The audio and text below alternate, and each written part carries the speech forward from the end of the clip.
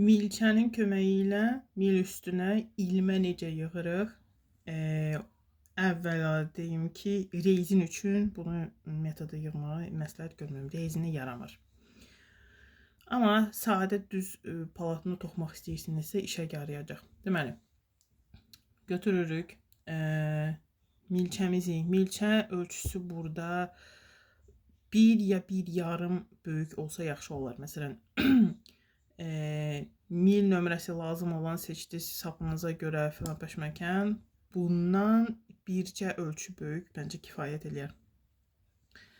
Daha kiçik də eləyə bilərsiniz. İndi baxın əlinizə nə yatır.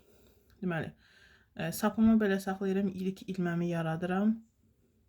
Bu həmişəki kimi. Okay. Bunu yaratdıq. İndi gedirik. Götürürük milimizi. Yəni bunu götürək. Deməli, milimizi qabaqda saxlayırıq. Milçə ilə sapı arxada bu şəkildə baxın belə doluyuram. Elə bir ki ətrafını. Sapımı alıram və buradan keçirdirəm. Bu bir. Burada biraz narahatçılıq olacaq əvvəldən. Eybi yoxdur. Deməli, bunu arxaya sarıyıram.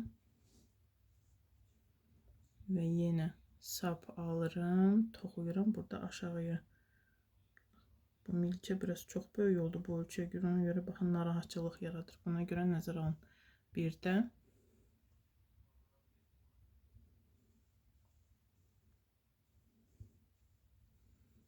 Birdən sap aldım. İlmədən keçirdim. Və sair bu şəkildə yığa bilərsiniz.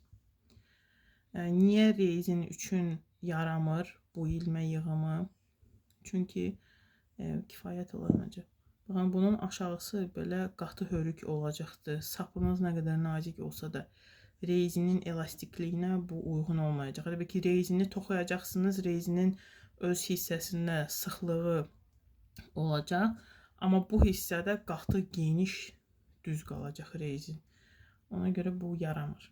Məsləhət görmürəm. Amma istənilən başqa bir naxışı zaprosto eləmək olar. İnşallah ki, xoşunuza gəldi qızlar.